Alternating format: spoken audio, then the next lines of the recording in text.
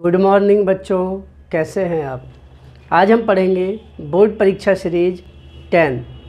बच्चों, इस सीरीज में हम 2020 के सेट 2 जिसका कोड है 347WB का तीसरा पार्ट इसमें पढ़ेंगे बच्चों, जिसमें आज हम क्वेश्चन नंबर 5 और 6 को हल करेंगे। इसलिए वीडियो को बिना स्किप किए हुए पूरा देखिए ताकि आपको सभी स्टेप्स अच्छे से समझ आ सकें और आप पेपर में उन्हें अच्छे से हल कर सकें। बच्चों, यदि आप हमारे चैनल पर पहली बार आए हैं तो चैनल को सब्सक्राइब करें और बेल आइकन दबाकर ऑल वाला ऑप्शन चुनें ताकि आपको लेटेस्ट वीडियो के नोटिफिकेशन तुरंत ही मिल जाएं जैसे ही हम एक नया वीडियो अपलोड करते हैं। तो चलिए शुरू करें। क्वेश्चन नंबर 5 का देखिए बच्चों, स्क्रीन पर क्वेश्चन 5 का इसमें पूछा है अभिक्रिया की आणविकता और कोटि को परिभाषित कीजिए। इसके आगे पूछा है और दोनों में अंतर स्पष्ट कीजिए। ठीक है बच्चों, क्वेश्चन नंबर 5 का में 2 पार्ट हैं, फर्स्ट और सेकंड। अब इसे हल करते हैं बच्चों। तो पहले हेडिंग बना लेंगे बच्चों, अभिक्रिया की आणविकता। किसी रासायनिक अभिक्रिया में भाग लेने वाले अभिकारक अणुओं की कुल संख्या को अभिक्रिया की आणविकता कहते हैं। एग्जाम्पल देखिए बच्चों, H2 + Cl2 एरो 2HCl में H2 का एक अणु है, Cl2 का भी एक अणु है, तो अभिकारकों के टोटल 2 अणु भाग ले रहे हैं तो इसकी आणविकता हो जाएगी, आणविकता बराबर उसी रिएक्शन देखिए बच्चों, N2 + 3H2 उत्क्रमणीय होती है वैसे तो, N2 + 3H2 एरो 2NH3। इसमें देख रहे हैं बच्चों हम N2 का 1 मोल और H2 के 3 मोल, 1 और 3 टोटल अभिकारकों के 4 अणु भाग ले रहे हैं तो आणविकता कितनी हो जाएगी बच्चों, बराबर 4। ठीक है, तो अभिकारक के अणुओं की संख्या को गिनकर हम आणविकता रिएक्शन से ज्ञात कर सकते हैं। ठीक है, यही परिभाषा है किसी भी रासायनिक अभिक्रिया में भाग लेने वाले अभिकारक अणुओं की कुल संख्या को अभिक्रिया की आणविकता कहते हैं। अब नेक्स्ट पूछा है इसी में बच्चों कोटि। हेडिंग बना लेंगे, अभिक्रिया की कोटि। अभिक्रिया की कोटि किसी रासायनिक अभिक्रिया के वेग निर्धारण पद में भाग लेने वाले अभिकारक अणुओं की संख्या को अभिक्रिया की कोटि कहते हैं। अथवा करके लिख सकते हैं दूसरी, अभिकारक अणुओं की वह संख्या जिसके सांद्रण में अभिक्रिया के दौरान मापने योग्य परिवर्तन होता है अभिक्रिया की कोटि कहलाती है। एग्जाम्पल देखिए बच्चों, PCl5 टूट जाता है बच्चों PCl3 + Cl2 में, तो इस अभिक्रिया की कोटि है बच्चों एक CH3COO C2H5 CH3COO C2H5 + NaOH, तो ये बनाएगा बच्चों CH3COO Na + C2H5OH। Ethyl acetate जब सोडियम हाइड्रोक्साइड से क्रिया करता है तो बच्चों बनता है सोडियम एसीटेट और एथिल अल्कोहल। इसमें इसकी कोटि हो जाएगी बच्चों अभिक्रिया की 2। ठीक है, कोटि को बच्चों रिएक्शन को देखकर हम ज्ञात नहीं कर सकते। अब अगली हेडिंग बना लेंगे बच्चों, आणविकता तथा कोटि में अंतर। 2 कॉलम बना लेंगे आणविकता और कोटि में अंतर ज्ञात करने के लिए। पहले कॉलम में लिखेंगे आणविकता, दूसरे कॉलम में लिखेंगे कोटि। ठीक है, अब नंबर 1 लिखेंगे आणविकता वाले कॉलम में बच्चों। नंबर 1, किसी रासायनिक अभिक्रिया में भाग लेने वाले अभिकारक अणुओं की कुल संख्या को अभिक्रिया की आणविकता कहते हैं। कोटि वाले कॉलम में लिखेंगे बच्चों नंबर 1, किसी रासायनिक अभिक्रिया के वेग निर्धारण पद में भाग लेने वाले अभिकारक अणुओं की संख्या को अभिक्रिया की कोटि कहते हैं। नंबर 2, आणविकता वाले कॉलम में आणविकता अनुमान से ज्ञात की जाती है।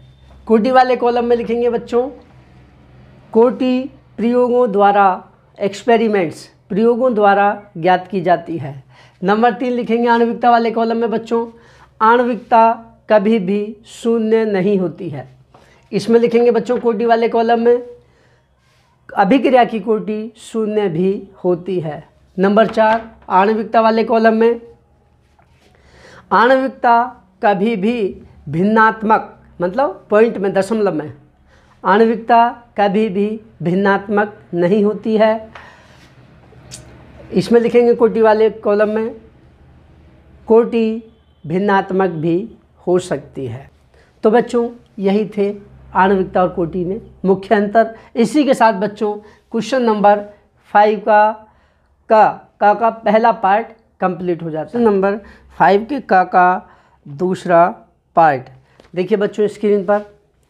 इसमें पूछा है सिद्ध कीजिए कि प्रथम कोटि की अभिक्रिया को 3/4 पूर्ण होने में लगा समय उसकी अर्ध आयु का 2 गुना होता है। क्वेश्चन को बच्चों ध्यान से देख लीजिए। इसमें पूछा है सिद्ध कीजिए कि किसी अभिक्रिया के 3/4 पूर्ण होने में लगा समय उसकी अर्ध आयु का 2 गुना होता है। अब इसे हल करते हैं। चीज़ हम बताना चाहते हैं बच्चों, अर्ध आयु वह समय जिसमें कोई अभिक्रिया आधी पूर्ण हो जाती है, अर्थात अभिकारकों की आधी सांद्रता या आधी मात्रा उत्पाद में बदल जाती है। ठीक है, ये होता है बच्चों अर्ध आयु, यानी कि आधी अभिक्रिया पूरे होने का समय। अब इसे हल करते हैं। देखिए सबसे पहले हम लिखेंगे प्रथम कोटि अभिक्रिया के लिए वेग व्यंजक। तो वेग व्यंजक होता है बच्चों प्रथम कोटि के लिए k बराबर 2.303/t log base 10 into a/a-x। बच्चों जहाँ k अभिक्रिया का वेग नियतांक है, t अभिक्रिया के पूर्ण होने में लगा समय है, a अभिकारकों का प्रारंभिक सांद्रण है और x उत्पादों का सांद्रण है। तो कह सकते हैं बच्चों a-x को कह सकते हैं t समय पश्चात अभिकारकों का सांद्रण, क्योंकि x भाग उत्पाद में बदल चुका है अभिकारक का, तो शेष बचा है अभिकारक का a-x। अभिक्रिया के अर्ध पूर्ण यानी ब्रैकेट में अर्ध आयु काल में a का a/2 भाग उत्पाद में बदल जाता है, अर्थात x बराबर a/2। अभिकारक का आधी मात्रा उत्पाद में बदल गया, अर्धायु का मतलब यह है। तो x बराबर हो गया बच्चों a/2 उत्पाद की मात्रा। यदि अभिक्रिया के अर्ध परिवर्तन में लगा समय, ब्रैकेट में लिख देंगे बच्चों अर्ध आयु स्मॉल t1 है, तब प्रथम कोटि के वेग नियम से क्या हो जाएगा बच्चों, प्रथम कोटि का वेग नियम यही है, इसमें मान रख देंगे हम। ठीक है, t की जगह t1 लिख देंगे और x की जगह a/2 रख देंगे। तो इसको हल कर लेते हैं। तो ये बराबर हो जाएगा, k बराबर हो जाएगा बच्चों 2.303/t1 into log base 10 a/a-a/2। a में से a/2 घटाएंगे बच्चों तो बचेगा a/2। तो इसको हल कर लेंगे तो आ जाएगा 2.303/t1 into log base 10 into a/a/2। तो बच्चों बटे के बटे में है तो 2 ऊपर आ जाएगा और a से a कट जाएगा।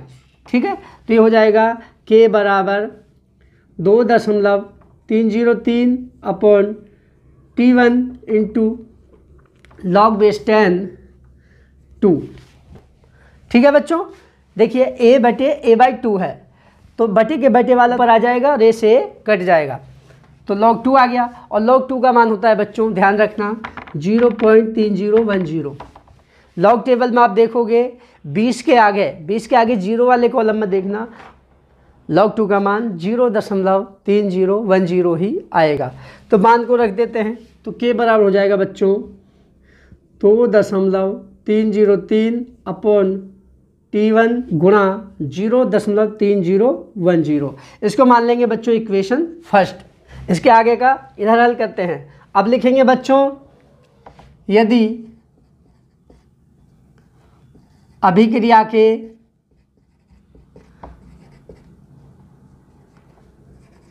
तीन बटे चार पूर्ण होने में लगा समय T2 है तथा x बराबर कितना हो जाएगा बच्चों, अभिक्रिया का 3/4 पूर्ण हो चुका है, यानी कि जो अभिक्रिया की प्रारंभिक मात्रा थी उसका 3/4 भाग उत्पाद में बदल चुका है। A का 3/4 उत्पाद यानी कि x में बदल चुका है। x है उत्पाद की मात्रा या वियोजन की मात्रा A। x बराबर 3/4 A। अगली लाइन से लिख देंगे, उन्हें प्रथम कोटि वेग नियम से। प्रथम कोटि वेग नियम क्या है बच्चों, इक्वेशन है k बराबर 2.303/T2 into log base 10 a minus x की जगह क्या लिखेंगे बच्चों, 3/4 a। तो हल करेंगे तो आ जाएगा 2.303/T2 into log base 10 into a में से 3/4 a घटाएंगे तो एलसीएम आ जाएगा 4, 4 एकम 4 माइनस में 4 का भाग देंगे एक बार, तो यहाँ पर 3 के गुणा कर देंगे इंटू a। ठीक है, इसको a से a काट सकते हैं, ठीक है, इतना हो जाएगा ये। तो इसको हल कर लेंगे तो ये हो जाएगा 2.303/T2 इंटू log बेस 10, यहाँ पर बचेगा 1 क्योंकि a एकम 1 बार 4 में से 3 घटाएंगे 1/4, ठीक है। तो ये ऊपर आ जाएगा बच्चों 4, तो ये बन जाएगा k बराबर 2.303/T2 into log base 10 4। Log table में देख रहे हैं 40 के आगे है 0 वाला कॉलम, तो log 4 का मान आएगा 0.601, इतना होता है, ठीक है। तो मान रख देंगे इसका k बराबर 2.303/T2 इंटू यानी कि गुणा 0.6021। k का मान रख देंगे, k का मान बदलता नहीं है, एक ही कोटि की अभिक्रिया चल रही है, प्रथम की है तो प्रथम वाली या द्वितीय की है तो द्वितीय वाली, k का मान एक ही अभिक्रिया के लिए बच्चों स्थिर रहता है, वो कभी बदलता नहीं है। समीकरण 1 से k का मान रखने पर देखिए 2.303/T1 गुणा 0.3010 बराबर k की जगह ये रख दिया यहाँ से, और आगे का ऐसे ही लिख देंगे 2.303/T2 गुणा 0.6021। देखिए बच्चों काट लेंगे, 2.30 से 2.30 कट जाएगा, ठीक है। अब T2 को इधर ले आएंगे, T1 को इधर ले जाएंगे, T2 बराबर हो जाएगा बच्चों, T2 इधर आ जाएगा ऊपर, ये T1 इसके इंटू में आ जाएगा, और ये जो इधर गुणा में है इधर बटे में हो जाएगा, तो ये हो जाएगा 0.6021 बटे 0.3010 गुणा T1। इससे काटेंगे बच्चों तो आपको स्पष्ट दिख रहा है, दशमलव कट के 3010 की 6020 में 21 में गुणा भाग देंगे तो लगभग 2 बार, तो आ जाएगा बच्चों T2 बराबर 2T1। यही आपसे पूछा, सिद्ध कीजिए अभिक्रिया के 3/4 पूर्ण होने में लगा समय T2 अभिक्रिया के अर्धपूर्ण यानी कि अर्धायु T1 का 2 गुना होता है, यही तो पूछा है। तो T2 बराबर 2T1। तो नीचे एक लाइन लिख देंगे बच्चों, अतः सिद्ध हो जाता है कि अभिक्रिया के 3/4 पूर्ण होने में लगा समय, ब्रैकेट में लिख देना T2, अब अभिक्रिया की अर्ध आयु या उसकी अर्धायु ब्रैकेट में T1 का 2 गुना होता है। तो बच्चों इस तरह से सिद्ध हो जाता है T2 बराबर T1, जहाँ T2 है अभिक्रिया के 3/4 भाग पूर्ण होने में लगा समय, और T1 है अभिक्रिया की अर्ध आयु, तो अर्धायु का 2 गुना है बच्चों, यही आपसे पूछा था। क्वेश्चन नंबर 5 का ख, देखिए बच्चों स्क्रीन पर, इसमें पूछा है हीमेटाइट और सिडेराइट का सूत्र लिखिए। आगे पूछा है आयरन के निष्कर्षण में प्रगलन में प्रयुक्त भट्टी का नामांकित चित्र बनाकर उसमें होने वाली रासायनिक अभिक्रियाएं भी लिखिए। बच्चों क्वेश्चन आपके जो स्क्रीन पर है 5 का ख, ये आपके सिलेबस से बाहर है, क्योंकि ये चैप्टर धातु निष्कर्ष जो कि कोरोना के कारण आपके सिलेबस से हटाया जा चुका है, तो इसलिए बच्चों ये आउट ऑफ सिलेबस है। इस क्वेश्चन को हम नहीं बताएंगे, लेकिन आपको हीमेटाइट और सिडेराइट 2 अयस्क हैं, इनके सूत्र बता देते हैं। देखिए बच्चों, हीमेटाइट का तो सूत्र होता है बच्चों Fe2O3, ये होता है हीमेटाइट, इसका नाम होता है बच्चों हीमेटाइट। और सिडेराइट होता है बच्चों FeCO3 यानी कि आयरन कार्बोनेट, और आयरन के निष्कर्षण में प्रयुक्त होती है बच्चों वात्या भट्टी। लेकिन ये चूँकि आपके सिलेबस में नहीं है, इसलिए बच्चों इस क्वेश्चन को हम आपको नहीं बताते हैं, इसलिए इस क्वेश्चन को छोड़ देते हैं। अब देखिए बच्चों आगे क्वेश्चन नंबर 5 का ग, इसमें पूछा है उप सह संयोजक यौगिकों के वर्नर सिद्धांत की अभिधारणाएं लिखिए तथा निम्न यौगिकों के IUPAC नाम लिखिए। ब्रैक दे रखे हैं बच्चों नंबर 1 और नंबर 2 करके, देख लीजिए।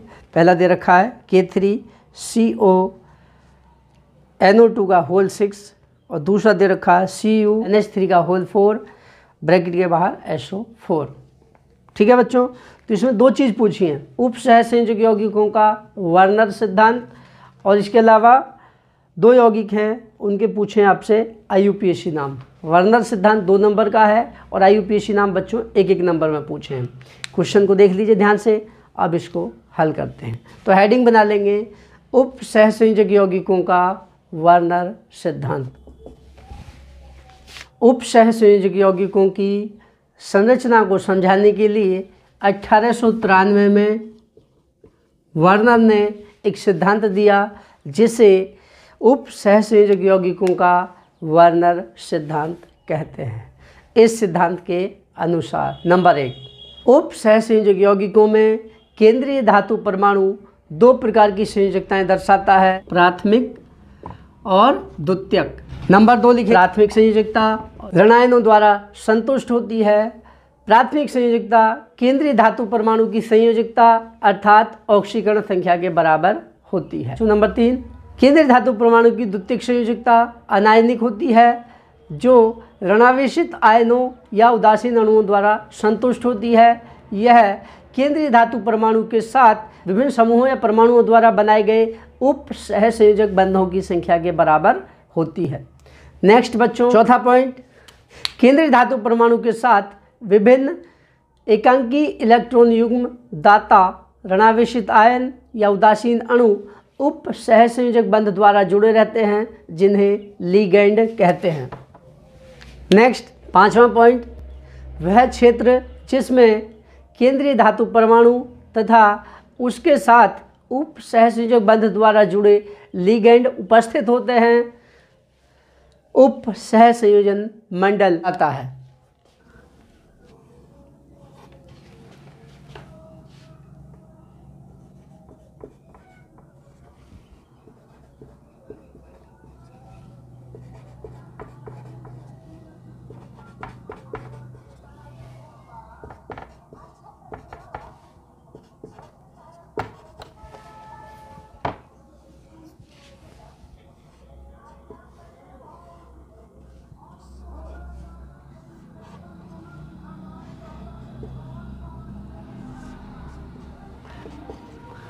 इसको कहते हैं बच्चों, इस क्षेत्र को उप सहसंयोजन मंडल, कोऑर्डिनेशन स्फीयर मंडल, इतना क्षेत्र। ठीक है, इसके बाद नेक्स्ट पॉइंट, जटिल आयन पर कुल आवेश केंद्रीय धातु परमाणु के आवेश तथा उसके साथ उप सहसंयोजक बंध द्वारा जुड़े विभिन्न लिगैंडों के आवेश के बीजगणितीय योग के बराबर होता है। एग्जाम्पल के रूप में बच्चों हम देखते हैं पोटेशियम फेरोसाइनाइड में जो फेरोसाइनाइड आयन होता है FeCN6 का होल -4, उसको देखते हैं तो वो बनता है बच्चों Fe+2 + 6 Cn-, ये दोनों जुड़ के क्या बनाते हैं बच्चों, ये बनाते हैं फेरोसाइनाइड आयन। 4 माइनस, तो इसका कुल आवेश जो होगा इस जटिल आयन पे बच्चों कितने के बराबर होगा, इन दोनों के योग के बराबर। तो इस पर कितना आवेश है, +2 आवेश है, प्लस साइनाइड आयन पर कितना आवेश है, -1, टोटल 6 साइनाइड आयन है तो माइनस के 6 हो जाएंगे। और इस पर इधर कितना बच्चों पूरे पर -4। इसको हल करेंगे तो देखिए क्या आएगा, -6 में से 2 प्लस के घटाएंगे तो -4 बराबर -4।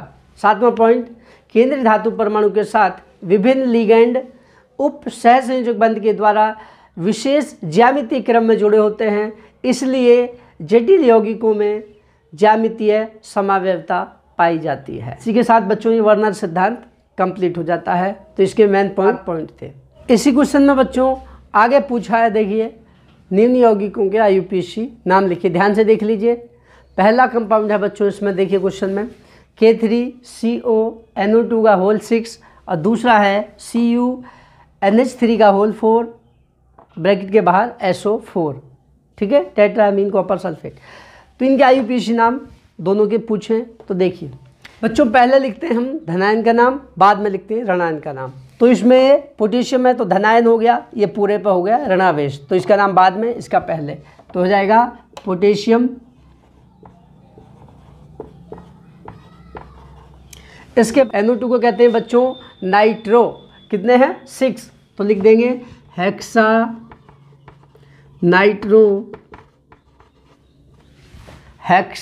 नाइट्रो। उसके बाद चूंकि पूरे जटिल आयन पर ऋणावेश है इसलिए कोबाल्ट के लैटिन नाम के सफिक्स में 8 जोड़ देंगे, ATE, तो ये हो जाएगा कोबाल्टेट, क्योंकि बच्चों ये जटिल आयन ऋणायन है, कोबाल्टेट। इसके बाद ब्रैकेट में लिखेंगे इसकी ऑक्सीकरण संख्या, ऑक्सीकरण संख्या हो जाएगी इस पर -1, 6 कम 6, माइनस के 6, इस पर प्लस का 1 होता है, प्लस के 3, +3 और -6 बचेंगे -3, दूसरी तरफ ले जाएंगे तो बन जाएंगे बच्चों +3, तो कोबाल्टेट थर्ड, कैपिटल रोमन में लिखी जाती है ऑक्सीकरण संख्या ब्रैकेट में।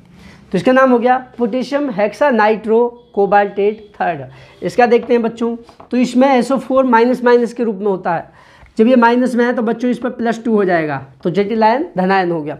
तो उसमें पहले लिखेंगे जटिल आयन में लिगेंड का नाम, लिगेंड है एमीन, NH3 को कहते हैं एमीन, कितने 4 को लिखेंगे टेट्रा एमीन, AMMINE, ठीक है। उसके बाद चूंकि ये धनायन है इसलिए केंद्रीय धातु परमाणु का सामान्य या लैटिन नाम लिखेंगे, सामान्य नहीं, तो क्या होगा कॉपर, टेट्रा अमीन कॉपर। उसके बाद इसकी ऑक्सीकरण संख्या बच्चों SO4 पर -2 होता है तो जटिल आयन पर हो गया +2, चूंकि NH3 पर कोई आवेश नहीं होता है तो इसकी तो 0 हो जाएगी ऑक्सीकरण संख्या, तो Cu की ऑक्सीकरण संख्या आ जाएगी बच्चों निकल के +2, क्योंकि जटिल आयन की टोटल ऑक्सीकरण संख्याओं का योग, सभी परमाणुओं की ऑक्सीकरण संख्याओं का योग उस पर आवेश के बराबर होता है। Copper second. उसके बाद ये बाहर जो ग्रुप बचा है इसका सिंपल नाम लिखेंगे सल्फेट, तो क्या हो गया इसका नाम tetra amine copper second sulphate. इसके बाद देखिए बच्चों क्वेश्चन नंबर 5 का घ स्क्रीन पर देखिए, इसमें पूछा है सेंडमायर विधि द्वारा क्लोरोबेंजीन बनाने का रासायनिक समीकरण लिखिए। उसके आगे पूछा है एल्यूमिनियम क्लोराइड की उपस्थिति में क्लोरोबेंजीन की HNO3 तथा क्लोरोफॉर्म CHCl3 का मतलब है बच्चों क्लोरोफॉर्म से होने वाली अभिक्रियाओं के रासायनिक समीकरण लिखिए। आगे पूछा है फ्रीऑन का सूत्र तथा उपयोग लिखिए। बच्चों इस क्वेश्चन में थोड़ी मिस्टेक है, देखिए क्या मिस्टेक है, ध्यान से देखिए, हम बताते हैं कहाँ पर मिस्टेक है। इसमें दिया है सेंडमेयर विधि द्वारा क्लोरोबेंजीन बनाने का रासायनिक समीकरण लिखिए, ये सही है। इसके आगे जो दे रखा है बच्चों AlCl3 की उपस्थिति में, ये गलत दिया है, तो ये क्वेश्चन होगा यहाँ से आगे क्लोरोबेंजीन की HNO3 तथा उसके आगे लिखेंगे AlCl3 की उपस्थिति में, यहाँ पर आएगा बच्चों AlCl3 की उपस्थिति में जो CHCl3 दे रखा है बच्चों ये गलत है। AlCl3 की उपस्थिति में इसके आगे जो होगा वो होगा CH3Cl मैथिल क्लोराइड, वो गलत दे रखा है बच्चों, उसमें दिया CHCl3 वो गलत है क्वेश्चन में, देखिए सही होगा CH3Cl, ठीक है। एल्यूमिनियम क्लोराइड की उपस्थिति में मैथिल क्लोराइड के साथ अभिक्रियाओं के रासायनिक समीकरण। पहला नाइट्रिक अम्ल से, दूसरा AlCl3 की उपस्थिति में मैथिल क्लोराइड के साथ यानी कि फ्रीडल क्राफ्ट अभिक्रिया के समीकरण पूछे हैं। इसके बाद फ्रीऑन का सूत्र और उपयोग लिखिए।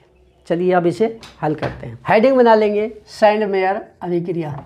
Benzene diazonium chloride cuprous chloride तथा सांद्र HCl की उपस्थिति में 60 डिग्री सेल्सियस पर गर्म करने पर क्लोरोबेंजीन देता है। इस अभिक्रिया को सैंडमेयर अभिक्रिया कहते हैं। रिएक्शन देखिए बच्चों, C6H5N डबल बॉन्ड NCl, इसको गर्म करेंगे बच्चों किसकी उपस्थिति में, cuprous chloride CuCl oblique HCl की उपस्थिति में 60 डिग्री सेल्सियस पर जब गर्म करते हैं बच्चों तो बनता है C6H5Cl plus N2, nitrogen gas निकल जाती है। इसका नाम है बच्चों बेंजीन डाइएजोनियम क्लोराइड, इसका नाम है क्लोरोबेंजीन। बेंजीन बन गई है सैंडमेयर अभिक्रिया द्वारा। इसी में आगे पूछा बच्चों, क्लोरोबेंजीन की नाइट्रिक अम्ल तथा AlCl3 की उपस्थिति में मैथिल क्लोराइड के साथ रासायनिक अभिक्रियाओं के समीकरण लिखिए। तो हेडिंग बना लेंगे HNO3 से क्रिया, ठीक है। सांद्र H2SO4 की उपस्थिति में क्लोरोबेंजीन नाइट्रिक अम्ल के साथ गर्म करने पर ऑर्थो तथा पैरा नाइट्रो क्लोरोबेंजीन देती है। रिएक्शन देखिए बच्चों, ये बेंजीन रिंग बनेगी इस तरह से, इस पर यहाँ पर जुड़ा होगा बच्चों Cl। ये सम षटभुज होता है जिसमें एकांतर डबल बॉन्ड होते हैं अंदर, उसके साथ Cl।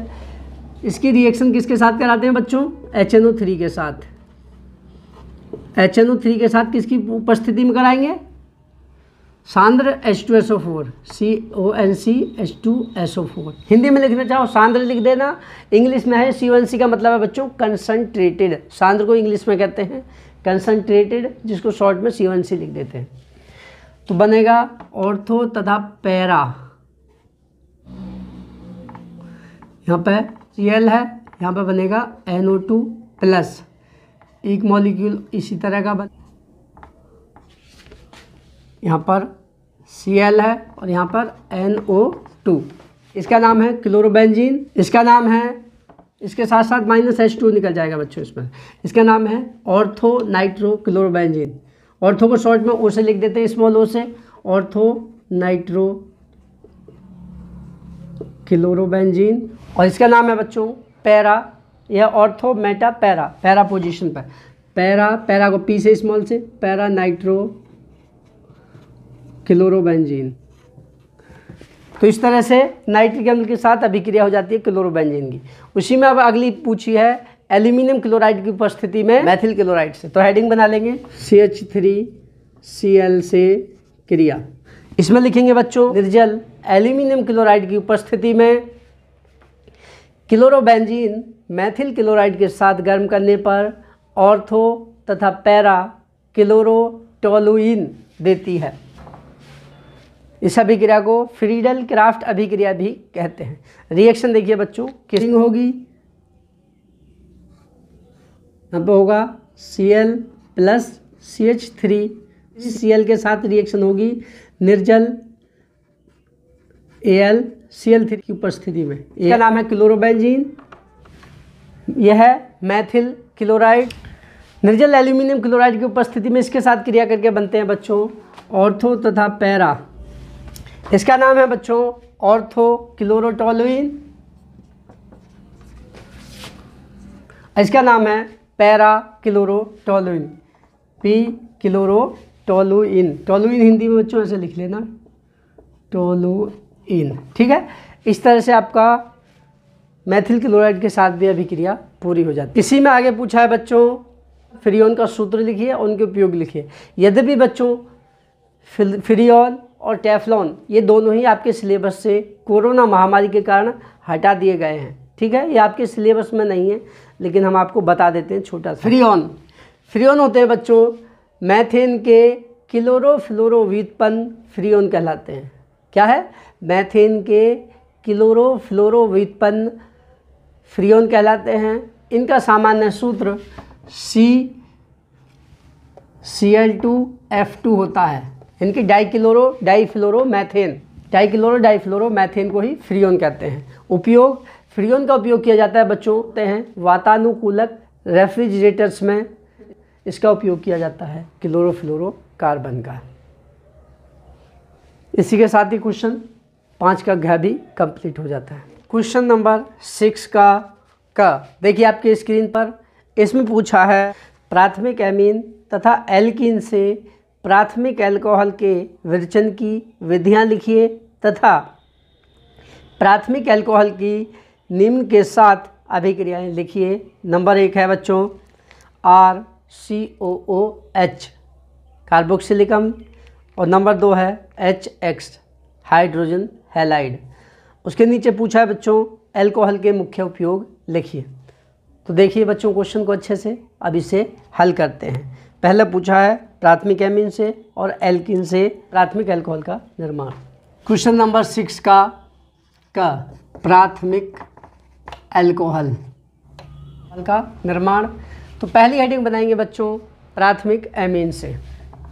प्राथमिक एमीन को नाइट्रस अम्ल के साथ गर्म करने पर प्राथमिक अल्कोहल बनता है। रिएक्शन देखिए RCH2NH2 प्लस इसकी रिएक्शन किसके साथ होगी HNO2 के साथ, तो बनता है बच्चों, इसके साथ गर्म करेंगे तो बन जाता है प्राथमिक अल्कोहल। प्लस यहाँ से N और यहाँ से N N2 के रूप में निकल जाएगी, प्लस H2O, ये H2 और एक O यहाँ से ले लेगा, निकल जाएगा H2O। इसका नाम है बच्चों प्राथमिक एमीन। 1 डिग्री का मतलब प्राथमिक होता है बच्चों, प्राथमिक एमीन। इसका नाम है नाइट्रस अम्ल, इसका नाम है प्राथमिक अल्कोहल, यानी कि 1 डिग्री अल्कोहल। ठीक है, तो इस तरह से आपका प्राथमिक एमीन से प्राथमिक अल्कोहल बन जाता है नाइट्रस के साथ गर्म करके। इसी में अब दूसरी हेडिंग बनाएंगे बच्चों एल्कीन से। लिखिए एल्कीन, ब्रैकेट में लिख लेंगे एथिलीन को तनु H2SO4 की उपस्थिति में जल के साथ योग अभिक्रिया द्वारा, यानी कि एथिलीन का तनु H2SO4 की उपस्थिति में जल के साथ योग कराने पर एथिल अल्कोहल, यानी कि एथिल अल्कोहल या प्राथमिक अल्कोहल बनता है। तो रिएक्शन लिख देंगे बच्चों CH2 double bond CH2 plus H2O, और ऊपर लिखेंगे डाइल्यूट H2SO4।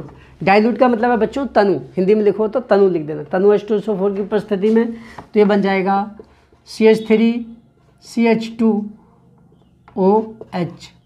इसका नाम है बच्चों एथिलीन, क्या कहते हैं इसको, यह है एल्कीन, डबल बॉन्ड होते हैं उनमें वो होती है एल्कीन। ठीक है, इसका नाम है एथिल अल्कोहल, आपका प्राथमिक अल्कोहल। इसमें CH2OH के रूप आ रहा है तो प्राथमिक अल्कोहल। तो इस तरह से बच्चों एल्कीन से प्राथमिक अल्कोहल बन जाता है। इसी में आगे पूछा है बच्चों प्राथमिक अल्कोहल की निम्न के साथ अभिक्रियाओं के रासायनिक समीकरण लिखिए। पहला हेडिंग बना लेंगे RCOOH से क्रिया। प्राथमिक अल्कोहल कार्बोक्सिलिक अम्ल के साथ क्रिया करके एस्टर बनाते हैं। लिख देंगे R-CH2OH प्लस RCOOH। तो बच्चों यहाँ से ये OH निकलेगा और यहाँ से H निकलेगा H2 के रूप में, और शेष जुड़ जाएगा एक जगह, तो ये बन जाएगा RCOO। इतने के साथ ये आगे का ये इसमें जुड़ जाएगा CH2R-।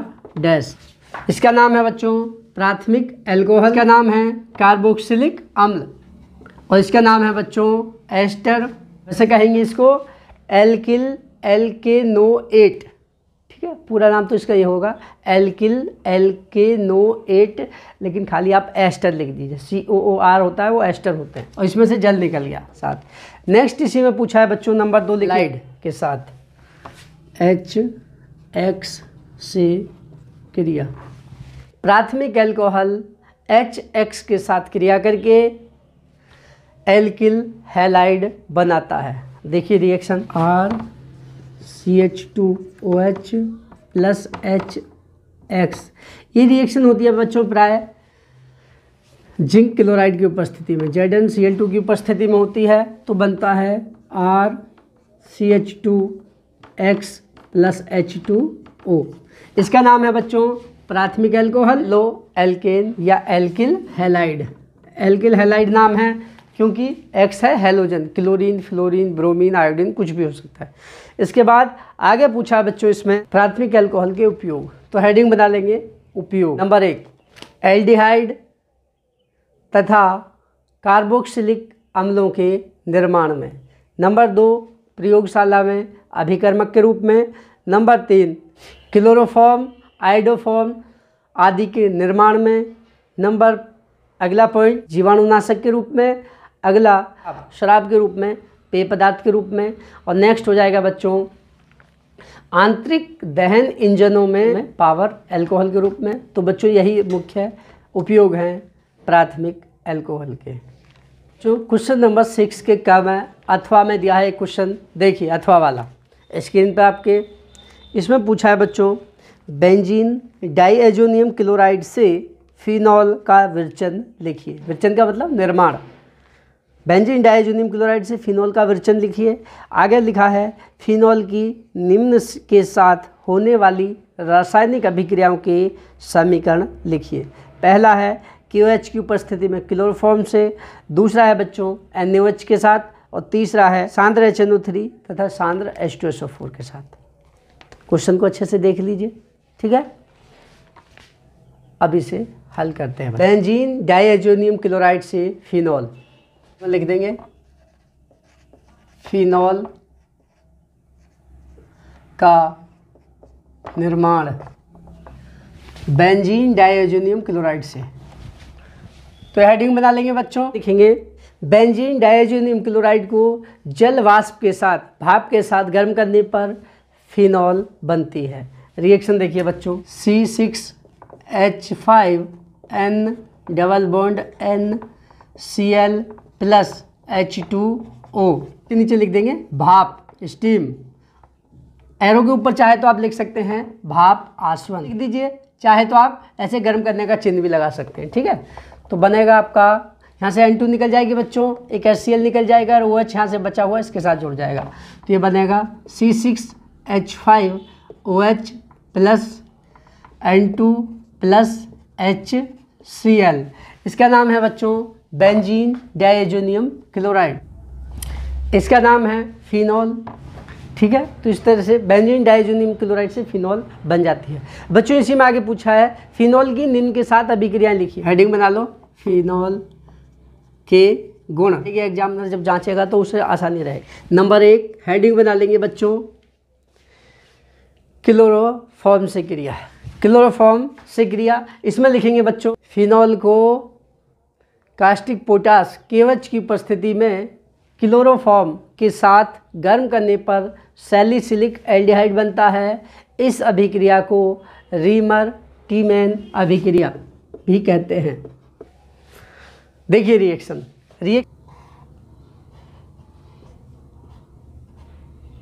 इसके साथ OH जुड़ा हुआ है। अब इसके साथ लेंगे बच्चों CHCl3 + KOH।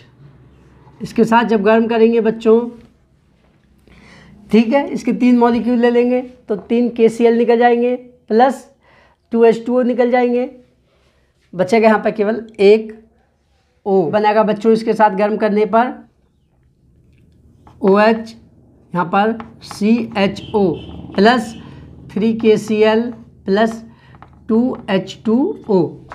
फिनॉल है ये क्लोरोफॉर्म है, कास्टिक पोटास है। इसके 3 मॉलिक्यूल लेकर जब गर्म करते हैं बच्चों तो एक यहाँ पर इस पोजीशन पर CHO ग्रुप जुड़ जाता है, तो ये बन जाती है, इसका नाम होता है सैलिसिलिक एल्डिहाइड + 3 KCl + 2 H2O निकल जाएंगे। तो ये हो गया आपकी अभिक्रिया क्लोरोफॉर्म के साथ। इसी अभिक्रिया को बच्चों हम कहते हैं रीमर टीमैन अभिक्रिया या रीमर टीमर अभिक्रिया भी कहीं आपको मिल सकती है। 2 लिखेंगे NaOH से क्रिया। फिनॉल NaOH के साथ क्रिया करके सोडियम फिनॉक्साइड देती है। रिएक्शन देखिए C6H5OH, बच्चों ये भी यही है, ये भी C6H5OH ही है, ये रिंग के रूप में, बेंजीन रिंग के रूप में लिख दिया है, ये सिंपल अणुसूत्र के रूप में लिख दिया है, प्लस NaOH। तो यहाँ से O, ठीक है, यहाँ से OH हटेगा, यहाँ से H हटेगा और Na इसके साथ जुड़ जाएगा, तो बनेगा बच्चों C6H5ONa प्लस H2O। इसका नाम है फिनॉल, इसका नाम है बच्चों सोडियम फिनॉक्साइड, ठीक है, इस तरह से बन जाएगा। अब इसके बाद नंबर 3 पूछा है बच्चों, इसी में सांद्र HNO3 तथा सांद्र H2SO4 के साथ क्रिया, यानी कि H2SO4 की उपस्थिति में HNO3 से, तो लिख देंगे हेडिंग HNO3 से क्रिया। तो इसमें सांद्र H2SO4 की उपस्थिति में फिनॉल को सांद्र नाइट्रिक अम्ल के साथ गर्म करने पर ऑर्थो तथा पैरा नाइट्रोफिनॉल बनते हैं। रिएक्शन देखिए, यहाँ पर OH है प्लस इसके साथ लेंगे बच्चों HNO3, किसकी उपस्थिति में? सांद्र H2SO4, ठीक है, कंसंट्रेटेड, CONC का मतलब कंसंट्रेटेड या सांद्र, सांद्र H2SO4 की उपस्थिति में इसके साथ रिएक्ट करके देगा बच्चों ये 2 प्रोडक्ट, एक ऑर्थो वाला और एक पैरा वाला, प्लस दूसरा प्रोडक्ट बनेगा बच्चों यहाँ पर OH और एक यहाँ पर NO2। इसका नाम है बच्चों फिनॉल, इसका नाम है ऑर्थो नाइट्रोफिनॉल, इसका नाम है पैरा नाइट्रोफिनॉल, P लिख के नाइट्रोफिनॉल, ये ऑर्थो नाइट्रोफिनॉल, ये पैरा नाइट्रोफिनॉल माइनस H2O। तो बच्चों इस तरह से बेंजीन डाइज़ोनियम क्लोराइड से फिनॉल का विरचन और फिनॉल की इनके साथ अभिक्रियाएं भी पूर्ण हो जाती हैं। तो क्वेश्चन नंबर 6 के का अथवा वाला क्वेश्चन भी इसी के साथ कंप्लीट हो जाए। क्वेश्चन नंबर 6 का ख, देखिए स्क्रीन पर, इसमें पूछा है बच्चों क्या होता है जब, ब्रैकेट में लिखा हुआ है केवल रासायनिक समीकरण लिखिए, इसमें लिखना नहीं है, केवल समीकरण आपको बतानी। नंबर 1, बेंजल्डिहाइड की क्रिया सेमी कार्बेजाइड से होती है। नंबर 2, कीटोन एथिलीन ग्लाइकोल से अभिक्रिया करता है। नेक्स्ट, प्रोपेनॉन को बेरियम हाइड्रोक्साइड के साथ गर्म किया जाता है। देखिए तीसरा पार्ट, प्रोपेनॉन को बेरियम हाइड्रोक्साइड के साथ गर्म किया जाता है। चौथा पार्ट, RCOOH कार्बोक्सिलिक अम्ल को PCl5 के साथ गर्म किया जाता है। और पांचवा है बच्चों, बेंजाइल्डिहाइड को NaOH के साथ गर्म करते हैं। 5 पार्ट हैं, क्वेश्चन को अच्छे से देख लीजिए क्या होता है जब, केवल रासायनिक समीकरण लिखिए, ठीक है। तो अब इसे हल करते हैं बच्चों। नंबर 1, लिखना नहीं, केवल ऐसे ही सुन लीजिए कहानी की तरह। बेंजाइल्डिहाइड सेमी कार्बेजाइड के साथ गर्म करने पर बेंजाइल्डिहाइड सेमी कार्बेजोन, कार्बेजाइड से कार्बेजोन, बेंजाइल्डिहाइड सेमी कार्बेजोन बनता है। देखिए रिएक्शन क्या, बेंजाइल्डिहाइड होता है C6H5CHO प्लस इसकी सेमी कार्बेजाइड होता है बच्चों H2NNHCONH2। इसके साथ गर्म करने पर बनता है बच्चों, यहाँ से H2O निकल जाता है, इतना ये वाला पोर्शन निकल जाएगा और बाकी जुड़ जाएगा। तो क्या बनेगा, C6H5CH double bond NNHCONH2 plus H2O। इसका नाम है बच्चों बेंजाइल्डिहाइड, इसका नाम है सेमी कार्बेजाइड, इसका नाम है बेंजाइल्डिहाइड सेमी कार्बेजोन। दूसरा पार्ट देखिए बच्चों, पूछा है वो है बच्चों कीटोन एथिलीन ग्लाइकोल से क्रिया करता है। तो लिखना कुछ नहीं है, सुन लीजिए ऐसे ही, कीटोन एथिलीन ग्लाइकोल से क्रिया करके कीटोन एथिलीन कीटल बनाता है, KETAL, RC double bond O। Ketone होते हैं RCOR या R डैश भी हो सकता है, इस R डैश मान लीजिए, RCOR डैश। इसकी रिएक्शन कराते हैं बच्चों हम एथिलीन ग्लाइकोल। एथिलीन ग्लाइकोल होता है CH2 OH single bond CH2OH। Ethylene glycol ये है बच्चों, इसी को हम पलट के लिख लेते हैं HOCH2 सिंगल बॉन्ड CH2, इधर को HO। तो बच्चों क्या होता है इसमें, यहाँ से O निकलेगा और यहाँ से H निकलेगी, ठीक है। इस तरह से यहाँ से H2 निकल जाएगा और बनाएगा बच्चों, H2 निकल के बाकी का जुड़ जाएगा, तो ये बनेगा बच्चों R dash single bond C के साथ एक बॉन्ड इधर को, एक बॉन्ड इधर को, O CH2, यहाँ पे भी O रहेगा, सिंगल बॉन्ड CH2, इस तरह से बन जाएगा बच्चों। इसका नाम तो है कीटोन, इसका नाम है एथिलीन ग्लाइकोल, इसका नाम है बच्चों -H2 है, निकाल देंगे, इसका नाम है कीटोन एथिलीन कीटल। जो इसकी आप मैकेनिज्म चाहते हैं, क्रियाविधि चाहते हैं, ये रिएक्शन कैसे हुई है, तो आप कमेंट करके बताएं, तो हम आपको बता देंगे इसकी क्रियाविधि। नेक्स्ट है तीसरा प्रोपेनोन। प्रोपेनोन का मतलब बच्चों एसीटोन ही है। प्रोपेनोन को बेरियम हाइड्रोक्साइड के साथ गर्म करते हैं।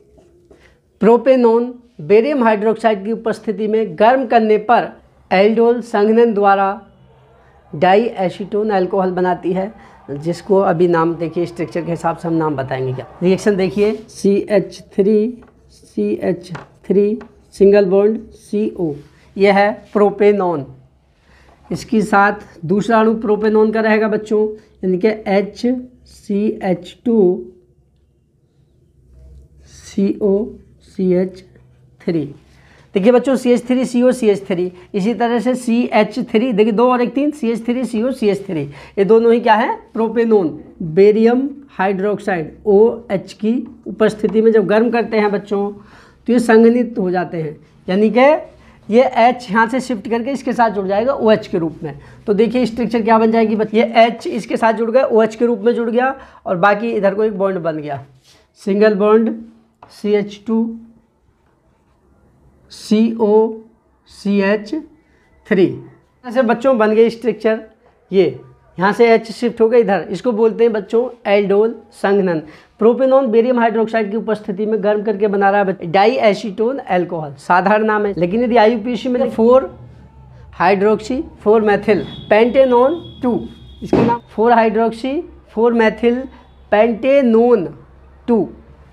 चौथा पार्ट इसी का RCOOH, यानी कि कार्बोक्सिलिक अम्ल को PCl5 के साथ गर्म किया जाता है।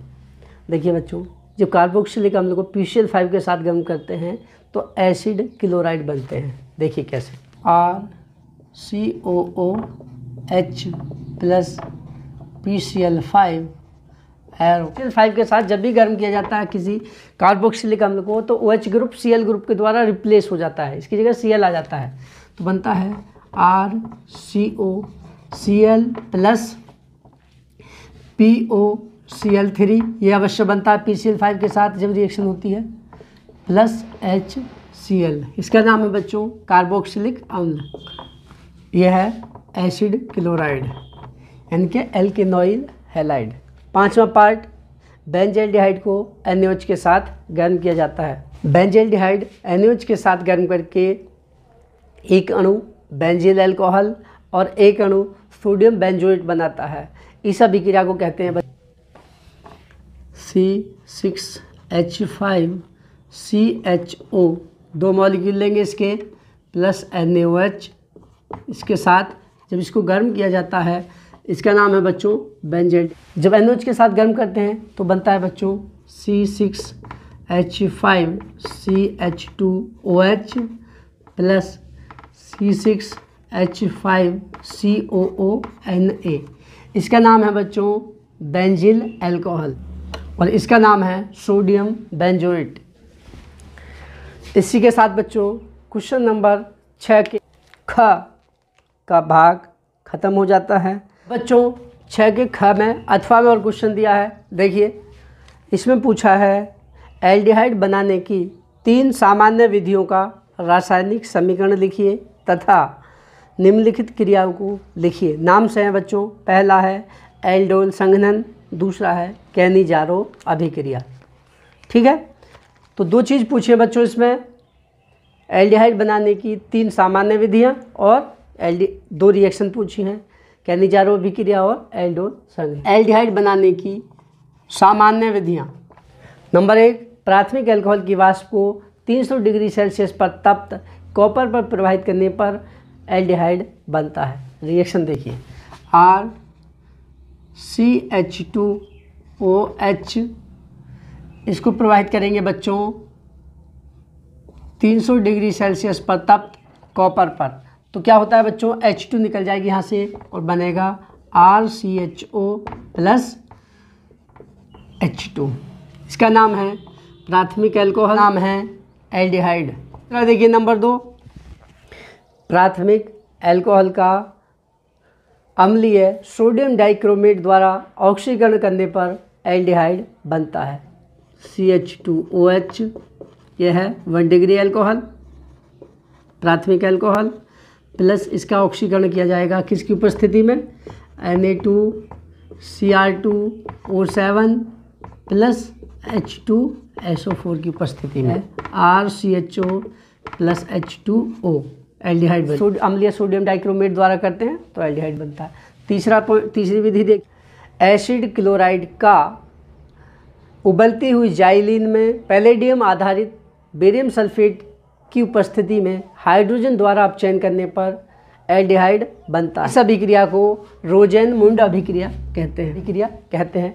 रिएक्शन देखिए बच्चों, RCOCl प्लस H2 एरो के ऊपर लिखेंगे बच्चों पैलेडियम PD/BaSO4, पैलेडियम आधारित बेरियम सल्फेट, और नीचे लिखेंगे जाइलिन, बनेगा बच्चों RCHO प्लस HCl। इसका नाम है एसिड क्लोराइड, इसका नाम है एल्डिहाइड। ये एल्डिहाइड है। उबलती हुई जाइलिन जो पैलेडियम आधारित बेरियम सल्फेट की उपस्थिति में H2 द्वारा अपचयन करेंगे तो बन जाती है एल्डिहाइड। इस रिएक्शन को क्या कहते हैं बच्चों, रोजेनमुंड अभिक्रिया। तो 3 विधि पूछी है एल्डिहाइड बनाने की, तो हेडिंग बना लेंगे बच्चों एल्डोल संघनन। ऐसे एल्डिहाइड जिनमें अल्फा हाइड्रोजन पाए जाते हैं तनु NaOH के साथ गर्म करने पर संघनित होकर एल्डोल बनाते हैं, अर्थात बीटा हाइड्रोक्सी एल्डिहाइड। इस अभिक्रिया को एल्डोल संघनन कहते हैं। रिएक्शन हम ले लेते हैं एसिटाल्डिहाइड वाली, CH3CHO प्लस HCH2CHO। ये क्या है बच्चों, एसिटाल्डिहाइड, ये भी एसिटाल्डिहाइड। इसके सापेक्ष अल्फा कार्बन से हाइड्रोजन जुड़े हुए हैं बच्चों, तो इसको क्या करेंगे अब, तनु NaOH, तनु का मतलब डाइल्यूट NaOH, हिंदी में लिखोगे तो तनु, तो बनेगा CH3CHOH CH2CHO। H यहाँ से शिफ्ट हो गया बच्चों, इसके साथ जुड़ गया OH, इसको कहते हैं बच्चों एल्डो। वैसे IUPAC नाम देखें तो इसका नहीं, वैसे देखें सिंपल नाम बीटा हाइड्रोक्सी ब्यूटेनल कैनिजारो अभिक्रिया। ऐसे एल्डिहाइड जिनमें अल्फा हाइड्रोजन नहीं पाए जाते सांद्र NaOH के साथ गर्म करने पर एक अणु अल्कोहल का तथा एक अणु उसी अम्ल के सोडियम लवण का बनाते हैं। इस अभिक्रिया को कैनिजारो अभिक्रिया कहते हैं। रिएक्शन देखिए, HCHO 2 मॉलिक्यूल लेंगे इसके प्लस NaOH, इसको गर्म करेंगे तो ये बन जाएगा CH3OH प्लस HCOONA। इसका नाम है फॉर्मेल्डिहाइड और इसका नाम है मैथिल अल्कोहल। इसका नाम है बच्चों सोडियम फॉर्मेट। बेंजल्डिहाइड भी इस अभिक्रिया को देता है। 5CHO, इसके 2 मॉलिक्यूल लेंगे, वो भी NaOH के साथ गर्म करने पर क्या बनाता है बच्चों, वो बनाता है benzyl alcohol C6H5CH2OH plus C6H5COON। यह है बेंजल्डिहाइड। ये है बेंजील एल्कोहल और ये है सोडियम बेंजोएट। तो बच्चों इस तरह से आपकी कैनिजारो अभिक्रिया भी कंप्लीट हो जाती है। इसी के साथ क्वेश्चन नंबर 6 का कंप्लीट हो जाता है। बच्चों आशा करता हूँ कि ये सभी क्वेश्चंस आपको अच्छे से समझ आ गए होंगे। यदि क्वेश्चंस आपको अच्छे से समझ आ गए हैं तो वीडियो को लाइक करें और अपने दोस्तों के साथ शेयर करें। बच्चों यदि आपको कोई टॉपिक समझ नहीं आया है तो आप कमेंट करके हमसे पूछ लें, हम आपकी शंका का समाधान अवश्य करेंगे। तो बच्चों आज के लिए इतना ही पर्याप्त है। कल फिर एक नई वीडियो के साथ मिलते हैं। तब तक के लिए thank you and have a nice day.